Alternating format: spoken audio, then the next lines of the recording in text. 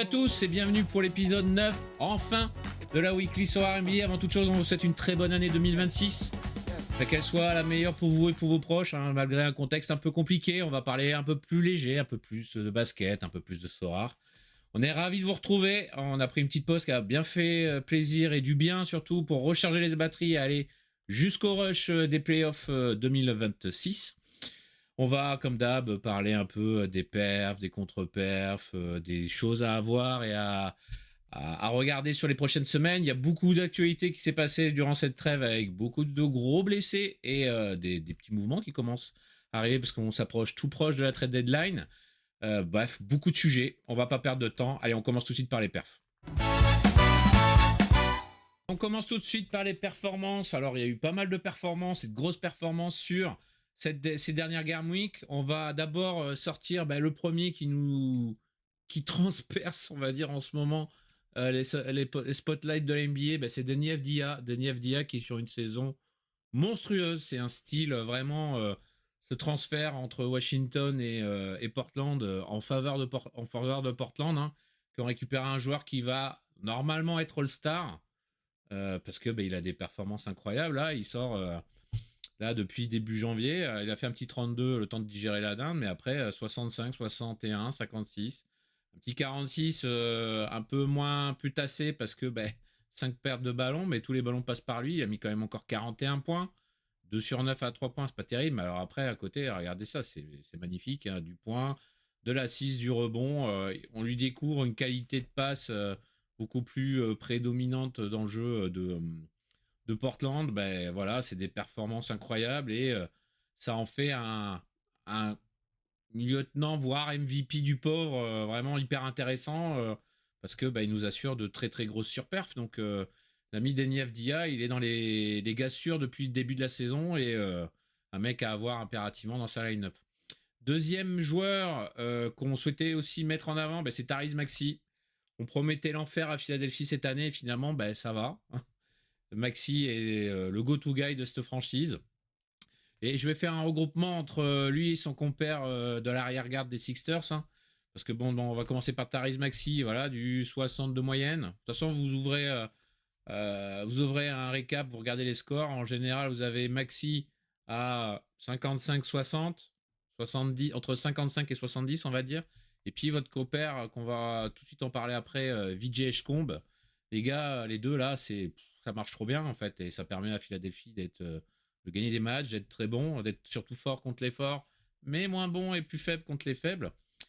On rappelle de la victoire contre les Knicks, mais après derrière défaite contre des Denver Nuggets qui n'avaient plus personne. Vraiment une équipe où ça marque beaucoup de points Philadelphie, donc c'est une équipe qu'on doit viser dans le côté soir des joueurs de Philadelphie parce que c'est vraiment hyper intéressant et ça peut rapporter gros. C'est aussi un MVP solide cette année, hein, Tyrese Maxey, il faut le dire hein, très clairement. Hein, on voit par rapport aux performances, c'est hyper fort. Voilà. Donc là, il fait partie des L10 les plus hauts actuels, hein, avec 51 points. Et vraiment, là, on dit en avant Guingamp, hein, ça score, ça met du 3 points, ça fait de la passe, ça noircit la feuille, ça perd pas beaucoup de ballons. Alors vraiment, Maxey est très très bon. Encore une carte aussi à avoir cette saison. Donc on voulait parler aussi de son compère à côté, Vijay Eshkomb, qui avait commencé, on se souvient, avec L10 de 0 sur les temps, sur un rythme de folie. Ça s'était un peu calmé. Et là, début d'année, c'est parti, quoi. 50 de moyenne, pas loin. 43, donc son L10 va s'envoler. Là, 38, c'est encore hyper intéressant à jouer. Et c'est trop, juste point faible, trop fort, quoi. Voilà, encore du gros shooting, des stats périphérie vraiment très présentes. Et en plus, sur des match-ups qui étaient quand même pas les plus simples. Hein. Alors après, Denver, c'était un peu décimé, mais globalement, ça fait de très bonnes stats. On voit qu'il aime bien New York, malheureusement. Et à côté, contre des équipes où ça peut prendre des cartons, Dallas, Memphis, Denver avec un peu d'absence, Washington, ça fait le taf. Donc vraiment, vraiment bien, bien, bien. Une bonne période de Noël. Et là encore, des choses qui peuvent être intéressantes hein, sur un Orlando qui n'a toujours pas Suggs. Toronto, ce sera peut-être un petit peu plus compliqué. Cavs, pas premier choix, on va dire. Et puis après, les Pacers, où là, ça peut être vraiment un banger absolu, quoi. Donc, vraiment, quel début d'année pour l'arrière-garde des Sixers entre Vijay Eshkomb et Therese Maxey qui font vraiment plus que le café, c'est vraiment très très fort. Le troisième slash quatrième joueur dont on voulait parler, c'était Anthony Black. Anthony Black qui profite de la blessure de Suggs et qui était, avant ce début de saison, considéré comme un joueur pas du tout métasaurare. Et ben là, regardez-moi ça, c'est magnifique. Hein, ça fait du gros taf, de très belles choses. Avec du plus de 40, 64. Bon, là, il a le 10 un peu haut à 40. Hein, compliqué à jouer, mais bon, il peut faire des surperfs, vous voyez, à plus de 60, ce qu'on pensait pas qu'il soit capable de faire côté Sorare. Voilà, c'est rentré un peu plus dans le rove, des match-ups qui étaient sur le papier plus abordables, mais qui ont été très laborieux pour cette équipe du Orlando Magic qui vraiment déçoit, hein, vraiment, est vraiment pas au rendez-vous de ce qu'on attendait en début de saison. Alors, certes, il y a des blessés, mais bon, ça commence à être assez récurrent et répétitif. Là, on voit, ça va affronter les Sixers, les Sixers, les Pels, pardon, les Memphis Grizzlies. Ça peut être très intéressant en net. Il y a des matchs vraiment intéressants, donc peut-être à regarder un peu côté Orlando. Alors, Black, ça risque d'être un peu short. Pourquoi? Parce que elles disent de 40, c'est vraiment très haut. Mais bon, il y a vraiment des choses à voir et on voulait mettre en avant parce que il nous a fait une fin d'année sur les chapeaux de roue avec des scores qu'on ne pensait pas qu'il puisse atteindre sur le papier. Le dernier, et on anticipe un peu sur un peu plus tard sur la catégorie suivante des blessés, Zekenaji, le Joker, mais on va revenir après, s'est blessé, il est absent un mois, et donc il y avait Daron Holmes ou Zekenaji qui pouvaient faire de la grosse surperf, et surtout que Zekenaji avait un L10 vraiment très bas, hein, 4 maintenant à 7. Et ben voilà, ça fait de la perf et c'est surtout en fait, il ne semble pas être le titulaire. C'est Daron Holmes qui commence les matchs, mais qui joue 10-15 minutes maximum. Mais derrière, par contre, Zekenaji prend le maximum du temps de jeu et derrière, il fait de la perf. Hein, vraiment, 44 contre Philadelphie, 29 contre Boston. Et là, regardez-moi cette Game Week, ça affronte Atlanta où on sait secteur intérieur en difficulté avec un Hongkongu en plus qui était blessé, à voir surveiller s'il va être de retour ce soir. Milwaukee aussi sur lequel il peut faire aussi des trucs sympas. Et puis pareil regardez les prochaines Game Week. Donc le Nagy slash Holmes, vraiment très intéressant. À modérer peut-être le retour d'Aaron Gordon, qui va manger du temps de jeu. Pour l'instant, il est monitoré aux alentours de 25 minutes. Il n'y a pas vraiment eu d'annonce officielle, mais on se doute au vu de la pelletée de blessés qu'a Denver sur ce début de saison de le gérer un peu et de le load manager. Donc là, sur ça, Zekenaji, encore 7, ça va être encore un banger et une source de belles surperfs à prévoir sur les prochaines Game Week. Bon, on a fait le tour un peu des perfs. Maintenant, on va parler de quelqu'un qu'on va mettre devant le tribunal. Et oui, comme chaque semaine, maintenant on a l'habitude, on va passer devant le tribunal un joueur qui nous déçoit, un joueur qui nous plante nos line-up, un joueur dont on en a marre. Et c'était quelqu'un dont on pensait faire une grande saison dans une équipe dans les bas-fonds de l'Ouest. Et vous pouvez inverser les deux. C'est une équipe de Phoenix qui est bien partie pour essayer de se qualifier à minima pour le play-in, voire peut-être un petit peu plus si affinité des Phoenix Suns. Et bien sûr, on parle de Devin Booker. Devin Booker qui sort d'un magnifique 29, qui fera rager encore notre ami Osiris. Grosse sous-perf encore du Devin Booker qui ne fait pas grand-chose de sa saison. On voit que ça a dépassé les 50 que 4 fois depuis le début de la saison.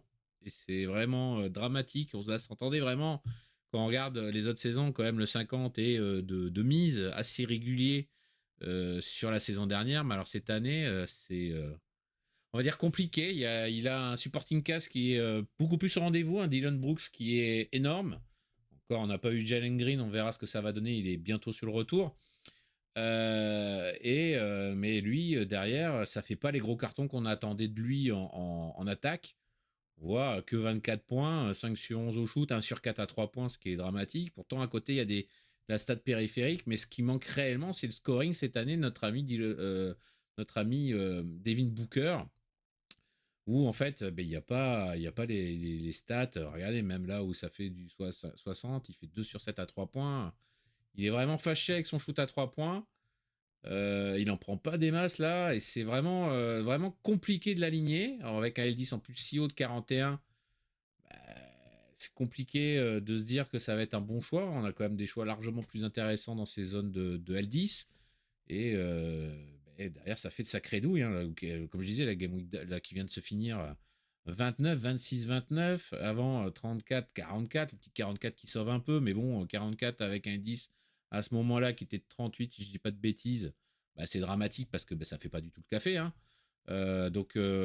Grosse déception. Et puis, début de la saison, voilà, globalement, on est forcément très rapidement déçu d'une performance de Devin Booker qui, comme je le répète, n'a dépassé que 4 fois les 50. Quoi. Donc, c'est compliqué d'aller chercher de la reward avec un joueur comme ça. Alors, peut-être que ça va s'améliorer. On va voir avec l'apport réel de Jalen Green qui a tout le temps été blessé depuis le début de la saison, si ça peut l'aider et le décharger un peu sur les lignes arrière. Mais là, très clairement, Monsieur Booker, vous êtes accusé, vous êtes coupable de non-performance depuis le début de la saison. Donc, c'est assez quand surtout on se rappelle des prix délirants en début de saison parce que il avait petit L10 et on s'attendait tous à des miracles, c'est pas foufou. Voilà. Donc en l'état, on n'est pas du tout sur le premier tiers de la saison. Rendez-vous pour vous, Monsieur Booker. Bon, on a vu cet élément-là. Maintenant, on va parler des blessés. On a beaucoup de choses à parler avec notamment un petit joker à aborder. Les blessés, comment ne pas commencer cette rubrique par la grosse blessure et surtout d'un joueur dont on n'a pas l'habitude qu'il soit absent si longtemps et un véritable cimetière indien sur le dernier mois et demi que sont les Denver Nuggets. Bien sûr, la blessure du Jokic, du Joker, blessure au genou, torsion pas vraiment jolie, pas vraiment non plus impressionnante. Et la sanction est tombée, un mois d'absence. Ils vont prendre le temps parce que mine de rien, si on fait un récapitulatif de nos amis les Denver Nuggets depuis le début décembre, on a Aaron Gordon qui a été absent un long moment, qui est en phase de reprise, qui a joué 2 matchs, qui joue à peu près 20-25 minutes. Ça va commencer à monter en puissance, donc ça va être sûrement intéressant à surveiller, mais on va en parler après. Christian Brown aussi qui revient de blessure après là, où lui aussi une longue absence et qui est aussi en monitoré. Et on a vu aussi qu'il y a eu pas mal de pépins, beaucoup d'absences avec ce fameux match contre Philadelphie gagné en prolongation, avec un Jalen Pickett qui a bien suppléé un Jamal Murray qui a été absent sur ce match-là. Bruce Brown aussi qui se balade avec un petit bobo qui est questionable. Cameron Johnson, bien évidemment. Hein. Au niveau lui aussi de la jambe, finalement il va revenir aussi un peu avant fin janvier. Donc il y a du monde qui va revenir fin janvier. Et qui dit absence, dit aussi des joueurs qui vont en profiter. Précise aussi, j'ai oublié de préciser là avant, Jonas Valanciunas, qui était donc le backup et tout le monde s'est rué, le FOMO, Jonas, ça va être énorme. Lui aussi, le mollet, bam, un mois d'absence. Donc, tout de suite, si on reste sur les centers, ce qui nous intéresse, c'est Daron Holmes et Zekenaji. Alors, on a pu voir avec les premiers matchs que Daron Holmes est starter. Par contre, il joue que 10-15 minutes maximum. Derrière, par contre, il y a Zekenaji qui, lui, fait vraiment le taf et fait de la grosse surperf avec un L10 qui était à 4 la dernière Game Week et qui, là, pour cette Game Week qui arrive, est de 7. Donc, vraiment, ultra intéressant à surveiller parce que il y a des choses vraiment bien encore à voir et à faire sur le mois avant le retour de Jokic et Valanciunas. Petit point d'attention quand même, le retour de Aaron Gordon, pour l'instant c'est 25 minutes, mais ça va vite monter en puissance. On pense surtout à partir de semaine prochaine, avec ces 30-35 minutes, on va dire, standard pour un joueur de son calibre. Ça risque de bouffer peut-être un petit peu de temps de jeu à Nagy et à Holmes. Je pense surtout à Holmes, a priori, parce qu'il pourra être positionné en pivot avec Peyton Watson, qui est là aussi des grands gagnants en fait de cette absence, parce que le gars est titulaire et il est au rendez-vous. Hein. Si on regarde un peu sa fiche un peu plus précise, on voit que là, depuis qu'il y a les absences, il était à 20, un peu plus de 20, ouais, voilà, 20, 23, 22 même, il est descendu jusqu'à 22 de L10, du 39, du 31, 33, 37, un 47 magnifique face à Boston. Il est au rendez-vous, Watson, ça va lui faire le plus grand bien au secteur intérieur que Gordon revienne. Il va garder sa place de titu, il y a forte chance. Donc encore un bon coup à voir avec notre ami Peyton Watson. Et là, sur les postes d'arrière, on avait Jamal Murray qui était omniscient, hein, qui était tout seul aux manettes avec un haut L10 ou 48. Mais bon là, si on se projette, Brown de retour, ça va monter tranquillement en puissance. L10 de 21, c'est magnifique. Bruce Brown aussi va avoir un peu plus. Alors c'est un peu moins Metasorar, mais à L10 de 20, il est capable de nous faire un 40. Jalen Pickett, ça dépendra des absences des deux osos, mais si les deux sont absents, c'est Jalen Pickett direct, parce que on l'a vu contre Philadelphie, ça fait un magnifique, sur les dernières Game Week, un magnifique 45, mais il faut qu'il y ait beaucoup d'absents pour qu'il puisse avoir un gros temps de jeu. Et puis après, comme je le disais tout à l'heure, donc Peyton Watson, Aaron Gordon, ça risque d'être un banger absolu dans une semaine ou deux, enfin peut-être même plus une semaine, avec les absences. Et bon, voilà, à monitorer, on suppute au vu des performances que Nagy va passer devant Holmes en termes de rotation et que les minutes que mangera Aaron Gordon, ce sera plus au détriment de Darren Holmes que de Zeke Nagy. Donc vraiment des choses vraiment intéressantes à voir en attendant le retour des deux big men, des deux bûcherons de service que sont Jokic et Valanciunas fin janvier, début février. Deuxième blessé, alors là c'est plus du monitoring, c'est notre ami Wemby qui encore une fois a été vraiment load managé à mort par nos amis de San Antonio. Ça continue encore parce que il joue que 25 minutes globalement, il est pas titulaire ou alors il commence du banc et tout. Il fait beaucoup beaucoup de bien. Là, au vu des derniers résultats des Spurs, il va sûrement être enfin là dans le Money Time parce que les Spurs en ont grandement besoin. Ça fait quand même des défaites contre Memphis et Portland. Ne pas être présent en fin de match, ça a vraiment fait pas du bien aux Spurs. Donc magnifique L10 de 41, vraiment là c'est magnifique, c'est un game changer de fou.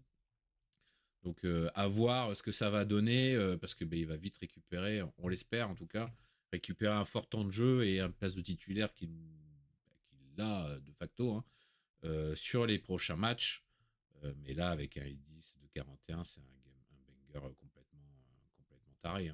Un peu à l'équivalent d'un Yanis qui est à 38, qui lui a récupéré son poste de titulaire et qui 38 c'est cadeau. Servez-vous messieurs dames, faites-vous plaisir. On va finir par un petit cas particulier, le Thunder qui est en crise, entre guillemets, qui est loin de la maestria qu'on a pu voir sur le début de la saison, et qui ce soir joue Memphis. Et ce soir, Memphis, on a Shai out, Kayson Wallace out, pour Topic c'est depuis longtemps out, Chet Holmgren out, Isaiah Hartenstein out, Jalen Williams out, avec un questionable autour d'Alex Caruso. Donc ce soir, rotation ultra limitée face à une défense, une équipe de Memphis qui n'est pas non plus une des meilleures. Donc là, bien sûr, Jalen Williams en avant Guingamp, 32, c'est tous les jours qu'on le pose. Ça peut faire un très très très gros score. On pose bien sûr après à notre ami Aaron Wiggins 12 qui était titulaire lors du dernier match et qui avait fait un bon 30 avec 12. Donc là, ça peut vraiment être un game breaker énorme. Pareil là, au poste de pivot, on n'a pas grand monde. Donc on va avoir du Brandon Carson et du Kenrich Williams qui peuvent être vraiment ultra intéressants. Et puis après, sur la ligne arrière, servez-vous à Jay Mitchell titulaire à 27. Moi, ce sera posé très très haut. Et puis du Isaiah Joe ou du Gatsdorf. Donc vraiment, il y a du lourd à aller chercher pour ce soir. Dépêchez-vous parce qu'il n'y en aura pas pour tout le monde. Mais il y aura beaucoup d'équipes avec tous ces remplaçants d'OKC ce soir pour la Game Week 24 qui commence ce soir à 1h du matin. Bon voilà, on a fait un peu le tour des blessés. Maintenant, on va aborder les petits L10 qu'on peut chercher sur la prochaine Game Week. Les petits L10, et encore une fois, et c'est une récurrence depuis le début de cette année 2026, on a vraiment des bons coups à faire et des bons coups à essayer de trouver sur les Game Week qui arrivent. Là encore, ça va être la guerre. On a dans les proches annoncés par toujours notre ami sur NBA Jet, Paul Reed. Paul Reed avec un L10 de 11. Alors attention, un seul match, mais titulaire, toujours avec l'absence de Tobias Harris qui en a encore pour une bonne semaine, et un Jalen Duren qui serait de retour début de semaine prochaine. Ça affronte les Clippers avec un Zubac de retour, donc intéressant à voir parce qu'il y aura lui ou un peu plus haut avec 22 de L10, Isaiah Stewart qui peuvent rechercher de la bonne grosse surperf. Donc c'est un cas à voir. C'est peut-être pas le premier parce que comme j'ai dit, il y a qu'un seul match. Mais bon, un L10 de 11 titulaire avec un gros temps de jeu, on prend tous les jours, bien évidemment. Après, on arrive sur nos amis d'OKC, comme on parlait. Aaron Wiggins sort être un banger absolu, un must-have sur la Game Week qui arrive, très clairement, avec un 10 de 12 de match. Ce soir, il sera titulaire face à une équipe de Memphis qui peut vraiment, contre laquelle, en fait, il peut faire vraiment une grosse surperf. On a aussi Brandon Carlson qui sera, lui, en backup, sûrement d'Kenrich Williams, qui n'a pas de carte IS, mais qui aura sûrement le plus gros temps de minutes de jeu sur le poste de pivot. On a aussi le petit Noah Penda. Alors Noah Penda qui est une bonne surprise, hein, qu'après une début de saison où il a vraiment été ultra discret, il nous a fait quelques bangers là quand même. Il a du temps de jeu vraiment intéressant en Lando. Il semble enfin s'être acclimaté à la NBA. Et derrière, ça fait du 30 minutes de jeu avec des stats vraiment complètes, hein. Il semble avoir en fait une place vraiment plus importante dans la rotation au niveau surtout du power forward derrière un Banchero et aussi prendre peut-être un peu de temps de jeu à un Tristan da Silva qui est un peu moins présent qu'en début de saison. Donc Noah Penda est vraiment une très bonne surprise à surveiller. En plus, il y a des match-ups vraiment intéressants sur la Game Week contre la Nouvelle-Orléans et contre les Sixers. Alors attention parce que les amis, les frères Wagner sont bientôt de retour. Ils devraient revenir ce week-end, donc ça risque de lui manger du temps de jeu à Noah Penda. Donc peut-être pas le premier choix à surveiller en fonction des injury reports qu'on aura dans la soirée et début de journée aux États-Unis. L'ami Danny Jenkins de Détroit, on n'a pas de carte donc on peut pas jouer malheureusement parce qu'il aurait fait des gros bangers, hein, très clairement, hein. Si on regarde un peu sa fiche en détail, on voit qu'il fait des très gros cartons avec des 10 très bas, mais bon, il n'y a pas de carte, c'est triste. Mais c'est comme ça. Zekenagi, on en a parlé, d'Aaron Holmes, donc nous on vous conseille plutôt de privilégier Zekenagi très clairement, hein, parce que c'est plutôt pas mal. Et tout. Et puis après, derrière, on a le petit Edgy Johnson. Edgy Johnson, en fait, qui va profiter du trade de Trae Young qui arrive aux Wizards en échange de CJ McCollum et de Corey Crispert. Et comme il était troisième rotation sur le poste de garde et que le premier, ça va être Trae Johnson qui va vraiment en profiter, Edgy Johnson est le 10 de 4. Sûrement deuxième rotation, première rotation derrière Trey Johnson au poste de guard. Attention, ça peut être un truc vraiment bon. En plus, sur la Game Week, ça joue les Pels et Phoenix. Il y a vraiment des choses vraiment intéressantes à surveiller. Sachant que Trae Young, on en entend parler, en tout cas, c'est sorti dans les sphères NBA de Twitter, que Trae Young risque de quasiment pas jouer du reste de la saison. Après son arrivée à Washington, il serait préservé pour l'année prochaine, le fait de tanker jusqu'à la fin de la saison et avoir un très bon choix de draft la saison prochaine. Donc, à surveiller parce qu'avec 10-2-4, là, il y a peut-être un très bon coup à faire avec notre ami Edgy Johnson sur un bon mois de compétition qui nous arrive. Et enfin, le dernier joueur dont on souhaitait parler, c'est Mo Wagner. Mo Wagner qui a été absent pour une terrible blessure la saison dernière, qui n'est pas revenu et qui est, avec un magnifique 10-0, dans la zone de retour et qui devrait être de retour, si c'est pas ce week-end, la semaine d'après. Bon, Wagner qui est indispensable à Orlando, donc il va vite récupérer du temps de jeu, ça va sûrement monter progressivement, mais on a des choses vraiment intéressantes à surveiller. Donc là, comme on voit, il y a beaucoup de petits LDs à surveiller pour ce week-end, mais surtout pour le mois qui arrive, hein, parce que si on se projette là vraiment dans pas que cette Game Week, mais plus tard, Nagy, on a vu, hein, Nagy Holmes, que ça soit Valanciunas ou le Joker, ça revient pas avant fin du mois. Et Edgy Johnson avec le retour de notre ami, enfin le départ de CJ McCollum et de Corey Crisper, surtout CJ McCollum, ça va lui donner du temps de jeu. Donc, peut-être à voir, parce qu'elle 10 de 4 avec un plus gros temps de jeu, parce qu'on voit 13 minutes et tout, ça peut vite monter à 20. Là, ça n'a pas vraiment matché sur Philadelphie, mais il y a des match-ups, notamment Coucou Sacramento, ou même ce week-end sur les Pels, ça peut être vraiment intéressant. Donc, à se le mettre, à se le garder sous le coude, parce qu'il y a vraiment des choses vraiment intéressantes. Bon, maintenant, on va se concentrer pour ce soir, la prochaine Game Week, et on va regarder les match-ups qui nous intéressent. Et oui, les match-ups de ce week-end, il y a quelques petits éléments qui sont vraiment intéressants qu'il faut surveiller. On va tout de suite regarder le premier élément qui nous intéresse, c'est les match-ups des Denver Nuggets qui affrontent les Hawks et les Bucks. Donc derrière, on peut voir du Jamal Murray, du Christian Brown, et puis après, les petits centers, hein, comme on a dit, Nagy, du Aaron Gordon sûrement, attention quand même encore aux minutes limitées. Donc il y a des choses vraiment intéressantes à aller choper du côté des Nuggets. On a aussi, alors on se focus d'abord sur les deux matchs, après on regardera un match Golden State avec une magnifique game week contre les Kings et les Hawks, et donc l'ami Steph Curry ou l'ami Jimmy Butler, ça peut être vraiment très intéressant à surveiller. Les Rockets aussi ont un très bon week-end avec notre ami peut-être Steven Adams, qui peut être pas mal hein, contre les Portland Trail Blazers, et bien évidemment l'ami Kevin Durant, qui a pris le lead de l'équipe en attendant le retour de Sengun. C'est vrai que Sengun, d'ailleurs, on n'en a même pas parlé aussi dans les blessés, hein, que Sengun, il a une blessure à la cheville, il en a pour 2 semaines. Après, si on regarde, Milwaukee, elle est plutôt pas mal. Donc, Yanis, hein, voilà. Hein. Et puis après, si on regarde là, on a notre ami, nos amis du Thunder qui joue ce soir complètement décimé face à Memphis. On a aussi Miami après derrière. Donc, vraiment, un week-end très intéressant. Week-end aussi qui peut être intéressant du côté du Magic, à voir pour Anthony Black sur les 2 matchs. Puis après, bon voilà, c'est des petits matchs par-ci par-là qui peuvent être intéressants. Les Wizards pour les Suns, le Pels pour les Wizards. Qu'est-ce qu'on a d'autre encore? On a pour un match Dallas, à voir avec la nouvelle petite blessure d'Anthony Davis, il y a pas un pivot à aller chercher sur le Vooch.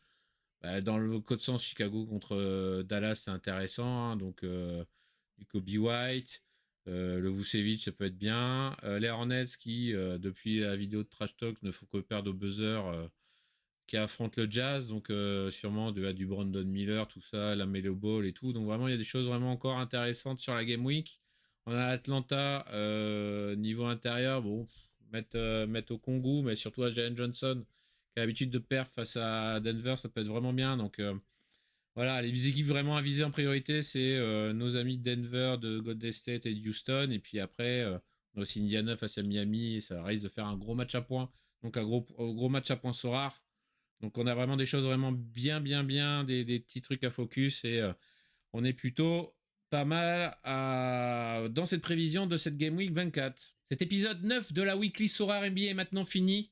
On espère qu'il vous a plu. Alors n'hésitez pas à vous abonner, à partager, à liker, à mettre un commentaire pour aider au référencement de cette vidéo. Alors comme vous avez vu, petit changement d'organisation. Ce sera maintenant tous les vendredis à 18h. Comme ça, ça permettra de prendre en même temps la totalité des Game Week finis. On a eu quelques retours sur ça. Donc la nouvelle organisation permet de faire ça. Donc on espère que ça vous plaira. On se retrouve la semaine prochaine, même heure, donc le vendredi 18h. Allez, on vous souhaite à tous une très bonne Game Week. Tchuss!